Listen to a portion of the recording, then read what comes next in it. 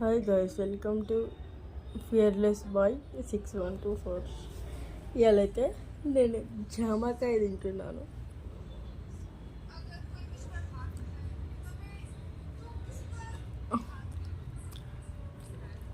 Idea guys. Hi guys, ఇవాళైతే ఒకరితో video call మాట్లాడుతున్నా. హాయ్ మామ, చెట్టు మామ ఎట్లున్నావు? మామ మామ నమస్తే. నీవు లేవు